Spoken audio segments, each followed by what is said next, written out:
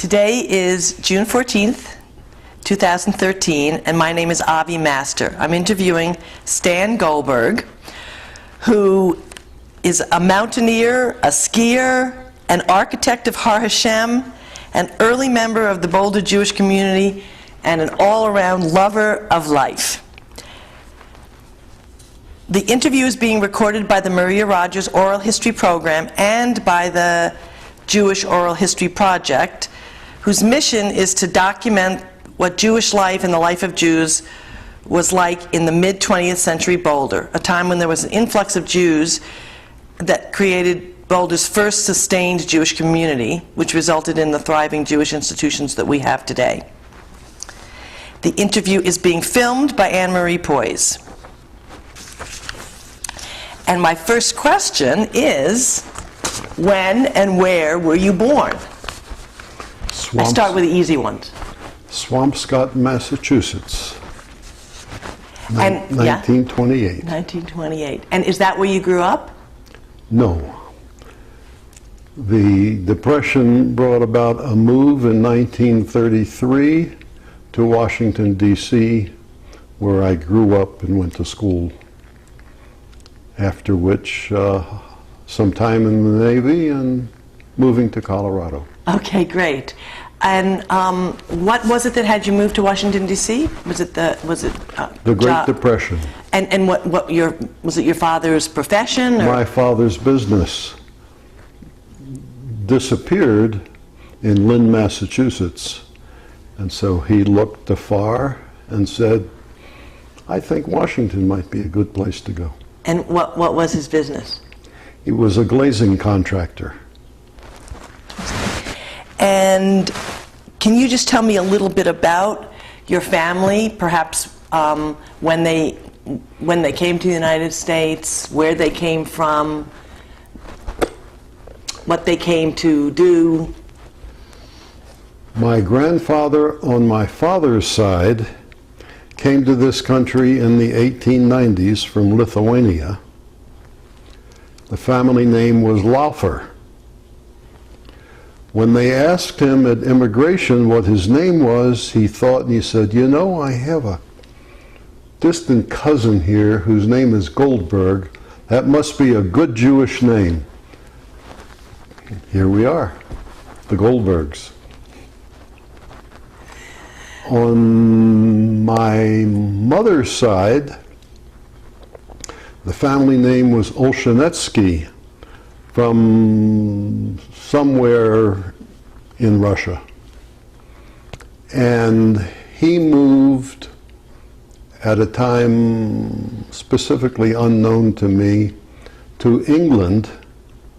And from England, where he worked as a tailor on Hollis Street, he moved to this country, and when asked, and what is your name? He said, it's Hollis. Met a young woman in this country, married and established the Hollis side of the family. And so your father was born here? Yes. And your mother also? My mother was born here. Both Yes. were born here. And how did they meet? I have no idea. My mother was a librarian in Malden, Massachusetts, and my dad at that time was a student at Harvard, where he went on a daily basis with the glass truck from his dad's business and graduated in 25. They were married in 26, and I came along in 28, an only child. An only child? Spoiled rotten. Really? In what way? I had everything I wanted in life, and I still do. Thus the lover of life. And it's a joy Wow. to be in such a position. Lucky man. Yeah. And can you just tell me a little bit about the way that Jewishness was or was not expressed in your family? My grandfather was very Jewish. Having been brought up in a small town, a shtetl, if you will, in Lithuania, did the thing that good Jewish boys do in that era, came to this country and gave it all up. Remained a cultural Jew his whole life, but a non-practicing Jew. My father, raised in that atmosphere, was a non-believer, but a cultural Jew. So we would celebrate the major holidays at home, but my father wouldn't step inside of a synagogue. My mother, on the other hand, was quite religious, very active at Aziz Israel, which is a major congregation in Washington, president of the sisterhood, the whole thing. When I was 11 years old, my mother decided it was time to prepare me for bar mitzvah. I was prepared by the rabbi's younger brother, who came to the house once or twice a week. But when it came time for the bar mitzvah, my father put his foot down and he said no. Because at that point he had to make a real decision. So I was not bar mitzvahed until my 80th birthday.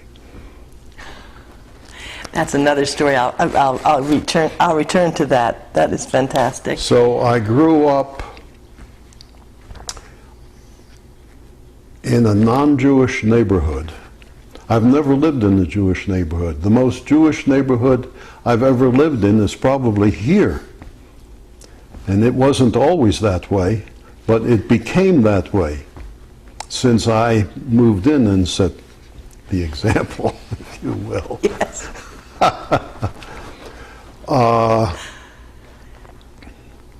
I did join a Jewish high school fraternity, which became a very big part of my life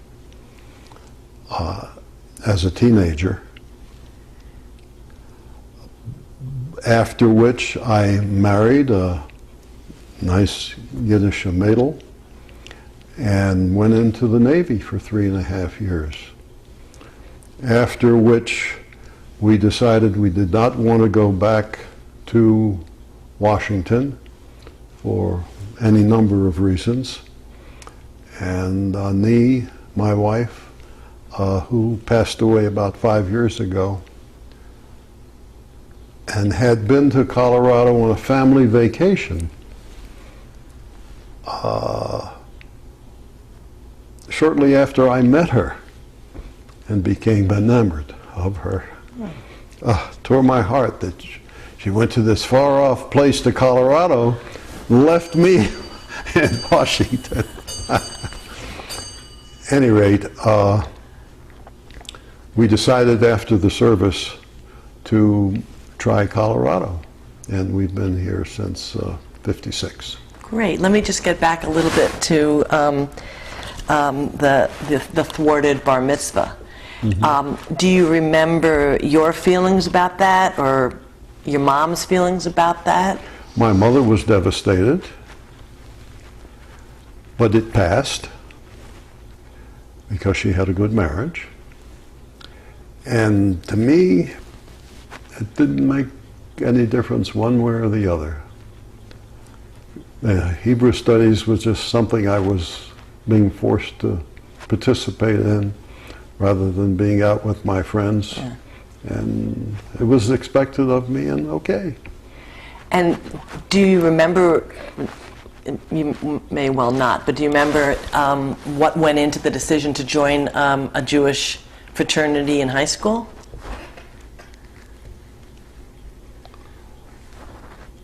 The possibility of an exciting social life. And it ended up providing that? Oh, yes. It didn't at the time matter that it was Jewish or not Jewish?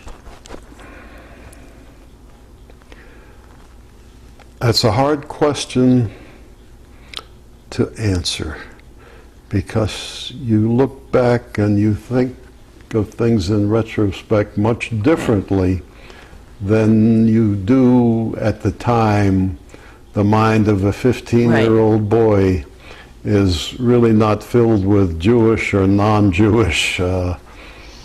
This is the opportunity I was offered. I readily accepted it, and it became a very big part of my life. Do you remember experiencing any anti-Semitism while you were growing up, while you were in a community where you were one of the very few Jews? There was not a Jewish community? Yes, a little bit. A little bit. I was the only, well, in my high school class, which had, approximately 500 graduates, Woodrow Wilson High School in Washington, there were 6 Jews. Today, that's another story. Today it's a black school mainly. In those days, it was 100%, do we say lily white, if you will. But you do remember there were 6 Jews. Oh yes, because I knew all 6 of them. Absolutely. And when I ask about any anti-Semitism, in what way did you experience it? I experienced some anti-Semitism through kids that I would interact with in the neighborhood, although it was rare. Yeah. And there was no anti-Semitism or thoughts of religion in any way, shape, or form by most of the kids that I grew up with, the neighborhood kids that I grew up with.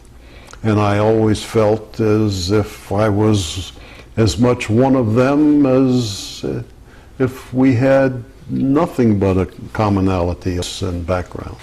Okay, now we'll move back to Boulder. So it was after the Navy, and you were in the Navy for World War II or after? Korea.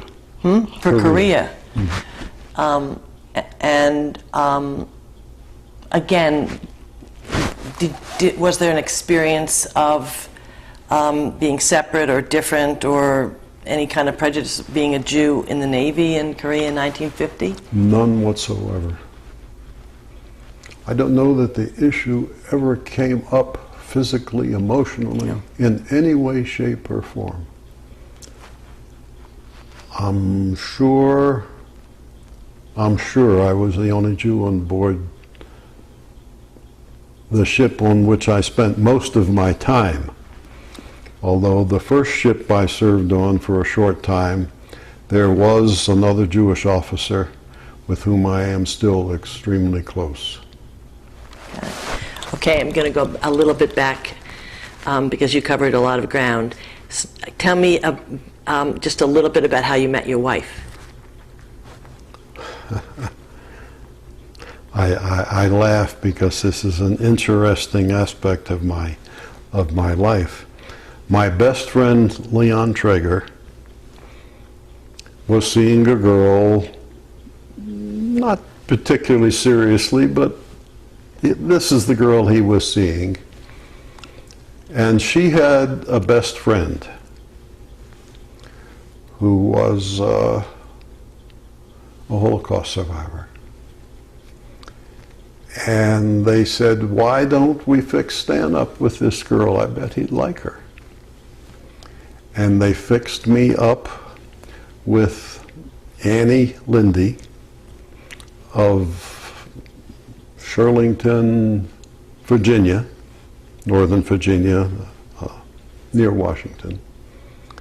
And we double dated and went to, I think it was Westmoreland State Park in West Virginia for the day, to a lake, to a swimming. We were married 2 years later.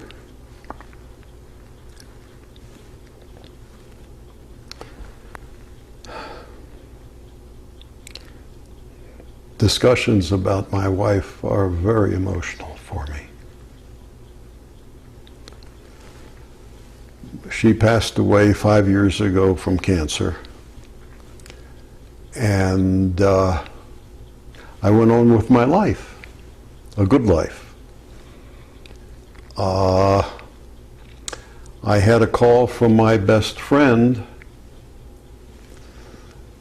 who had a new girlfriend, and she was going to be in town on business, and would I call her up and take her out for cocktails? They were staying at the St. Julian Hotel. And I said begrudgingly, okay. I met Vicki and her friend Karen at the hotel and was immediately engaged by both of these women, lovely young women. And to make a long story short, we became friends over the next couple of years because I would go back to Washington, where my friend lived, and would see them. I went to their engagement party, et cetera, et cetera, et cetera. He passed away as Vicky's husband the year after my wife passed away. And well, now we are a couple. Congratulations. So, in a sense, my best friend introduced me to both of the major Is the same women best friend? in my life. This is Vicki that you just met. The same best friend? Yes, oh yes, the same guy introduced me to both of these women. And I just know that he would be absolutely delighted to know that Vicki ended up being with me. So, and I know my wife would be delighted too. She said to me, Stanley, this is in our last few days, for a year, don't do anything of consequence, please. After that, I want you to go on with your life, live a good life with my blessings. And I know she would be delighted that I ended up with a woman introduced by Leon, who had introduced the two of us. That's amazing. Yeah. Amazing. Really, I mean, good for you. So you met, what, you were like maybe 20, or you were a young man? My wife. When you met Annie. I was. Is it Annie? I was 20. Well, she changed her name from Annie to Ani. Annie, okay. When she became a naturalized citizen. Okay.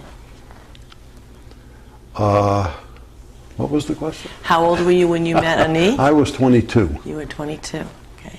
A young man. A young man. But you knew pretty much right away. Well, did I know right away? At first, it was just a girl I liked a lot.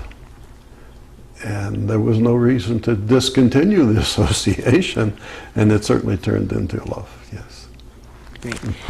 And so now we can move back to Boulder.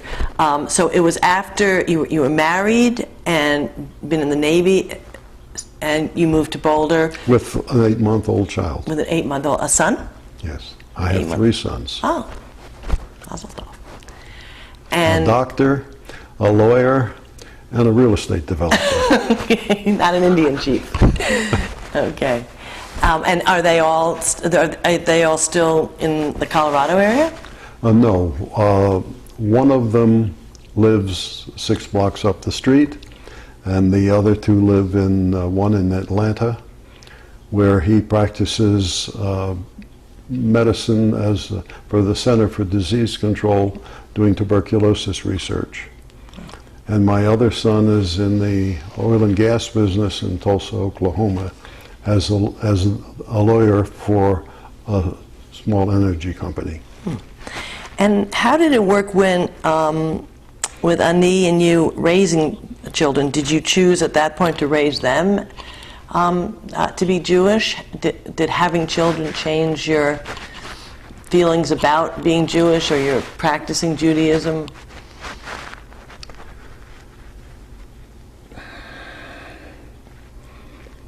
We decided we wanted our children to have a Jewish education.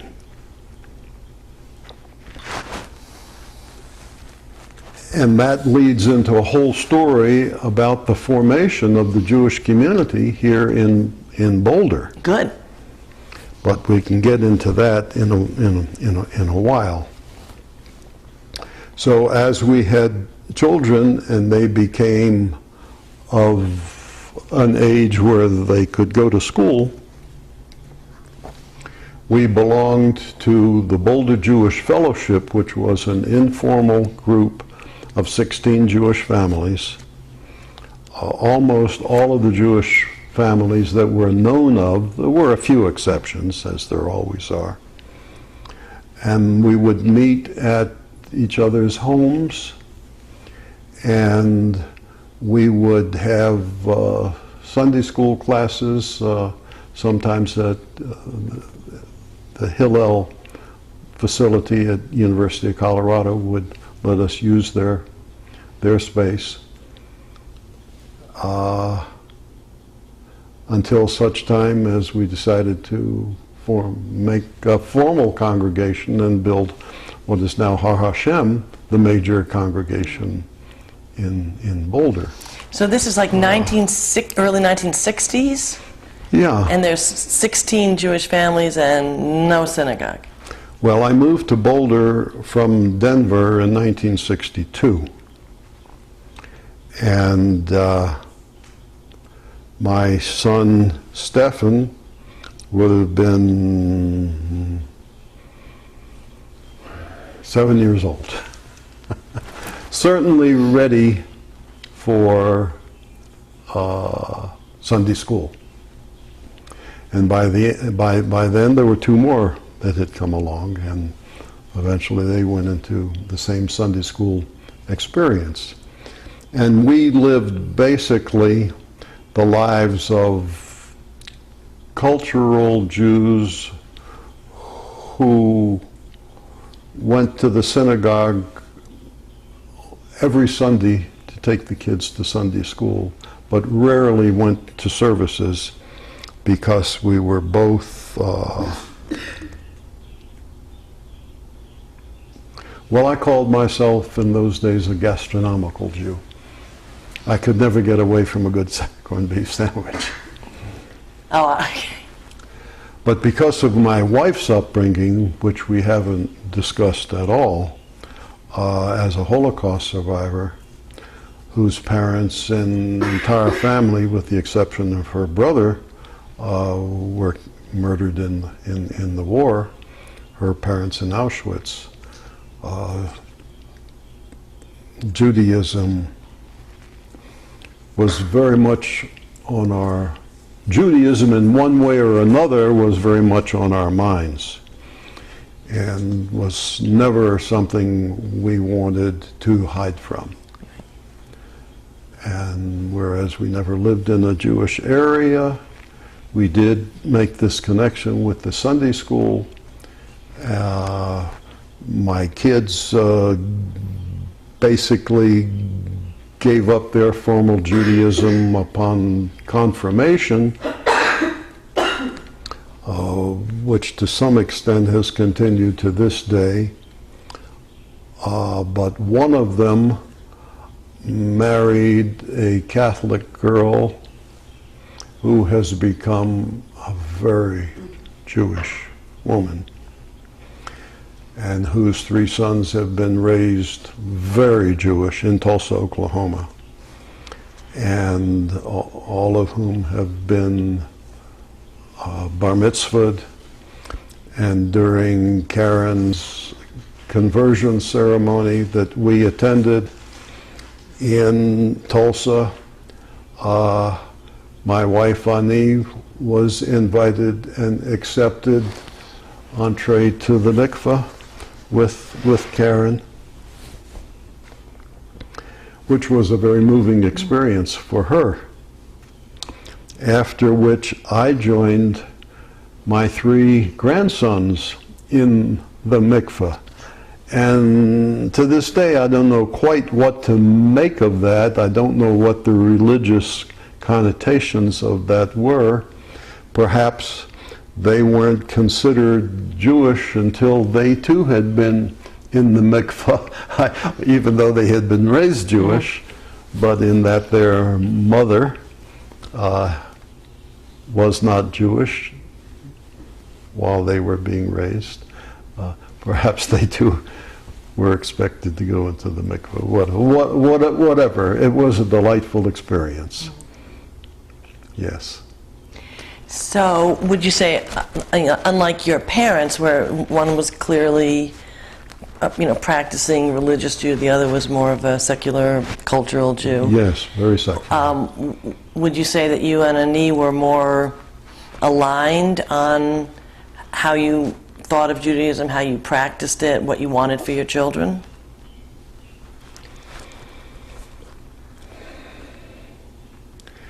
We considered ourselves secular Jews, but an active member of the Jewish community. It was that way and it remains that way today. So were you, would you consider yourself a leader in turning that Jewish fellowship into the thriving synagogue, Har Hashem, that it is now? What was your part in it? Well, I was the father of some of the kids who were going to the Sunday school, which was part and parcel. And one of the members, and I forget just which one it was, it may have been Bill Bach, who became the president of the fellowship during the time where we made active plans to build a synagogue. It may have been his idea, it might have been Marshall Rosenshine, who was very active. It may have been, what's his name? The last name is blank. Don't ask me. Now divorced. I bump into his ex-wife every 10 years. I don't remember whose idea it was. But the whole group immediately said, hey, that's something to really think hard about and work on. What was this idea? Building a synagogue. Oh, building a synagogue. Building a synagogue. Well, how can 16 families build a synagogue? Yeah. It's a major financial undertaking, if nothing else. And where do you find the money to do that? Well, we decided that we would build it by God, Har Hashem, mountain of God, and they will come. We didn't know where they were going to come from, but yes, they would come. I was chosen to be the architect. I was certainly the only Jewish architect in town and a member of the group. And we got underway with the planning. Before we got a loan at a local bank, the president of which was a Jewish gentleman who did not really consider himself part of the Jewish community, and we can skip that story. But there always is a connection, as you know. Yes. You can't get away from the connection. And about the time we actually got under construction, IBM decided they were going to open up a major plant here in Boulder, and they moved in a huge contingency of people from Poughkeepsie, New York, more than a handful of whom were Jewish. They came. As I said earlier, my life has been blessed from top to bottom, back to top, and this was all part of it. It was obviously an important part of my life at the time. So in what year did Har Hashem open its doors?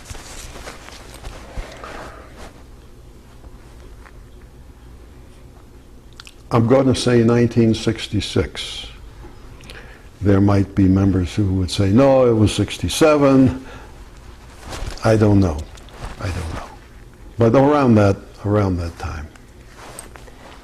And do you remember how many families were joined when it first opened? How many families were there? The original 16. Considerably more than the original 16.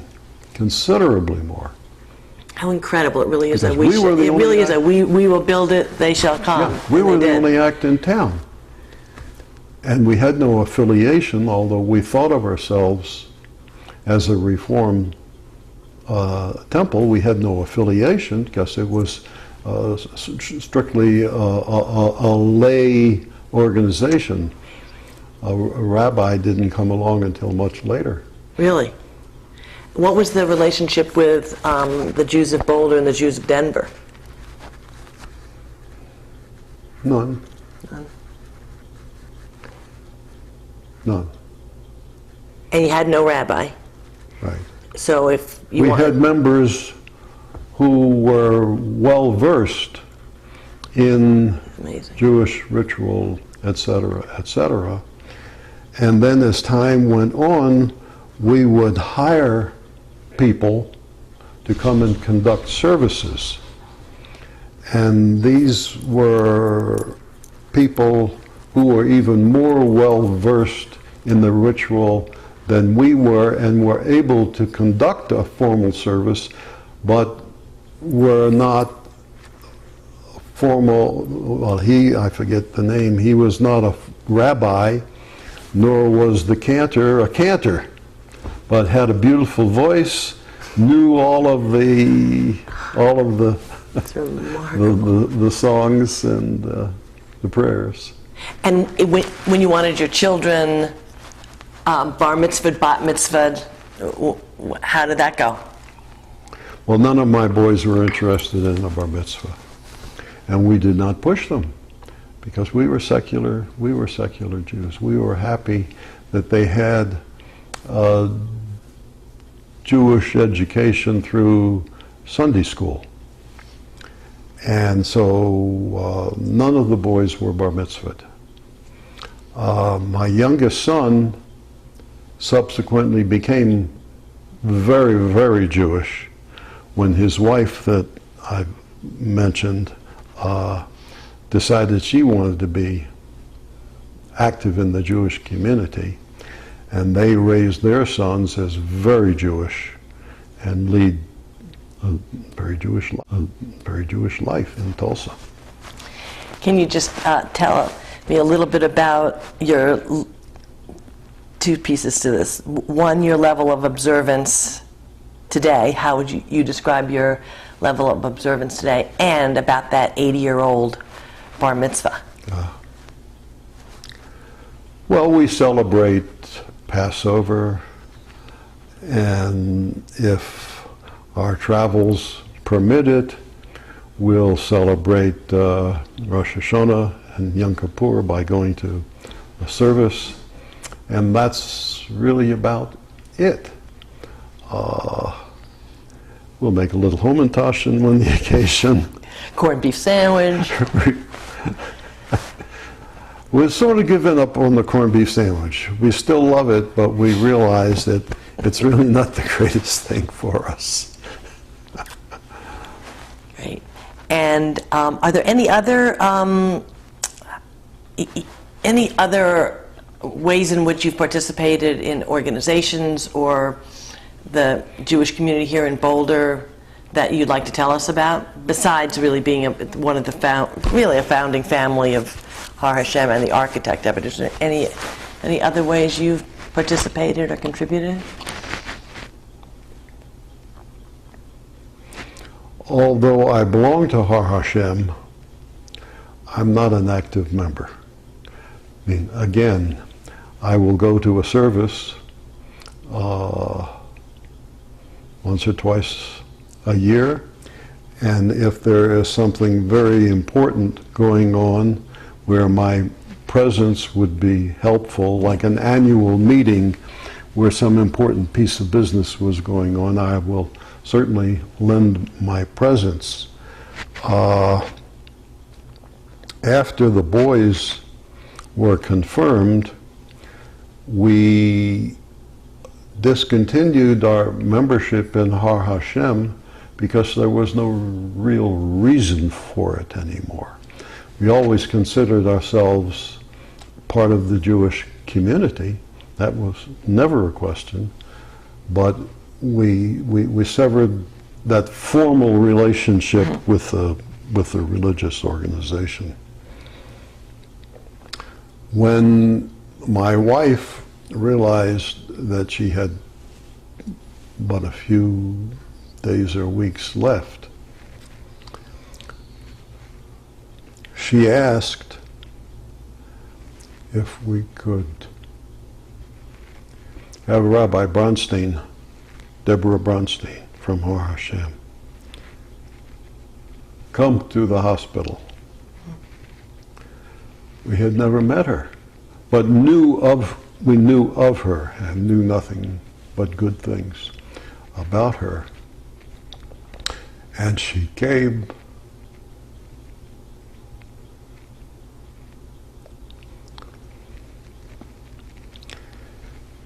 And was of such a comfort to Ani that after Ani's passing, I decided I wanted to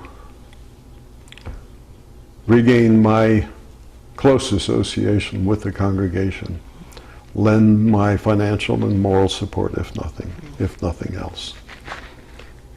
And that's the story. And what about the 80-year-old the bar mitzvah? 80-year-old bar mitzvah. When my last grandson was to be bar mitzvahed, my son Alex said, "Hey, Dad, I bet we could work something out with the rabbi and you could become bar mitzvahed at the same time. What do you think?" That's sort of what I, with my son Alex, did as a grown man. Became bar mitzvahed in a formal, informal way. And I was told I wasn't going to have to go through the rigorous business that the 13-year-old boy goes through. I had to say a prayer before the reading of the Torah and after the reading of the Torah, et cetera, et cetera, et cetera.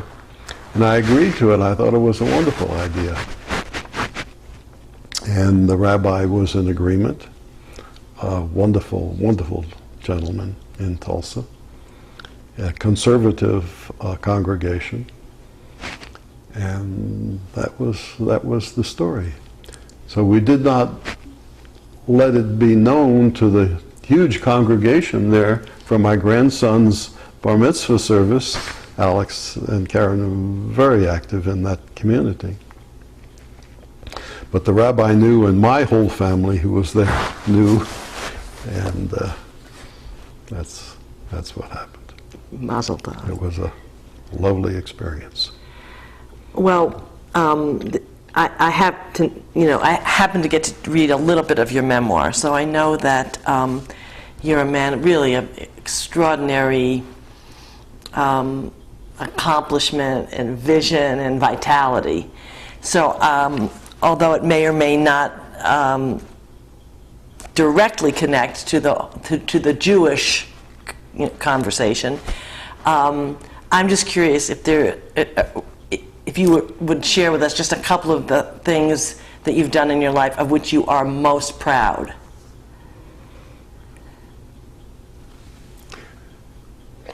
I married Annie, and now have a very lovely lady, but that's another life. Most proud. I had a successful career as an architect. I made enough money to live comfortably, which as an architect is really saying something. And I became a mountaineer, which remains the love of my life. I've been retired from architecture for 15 years, but am still in the midst of a mountaineering experience.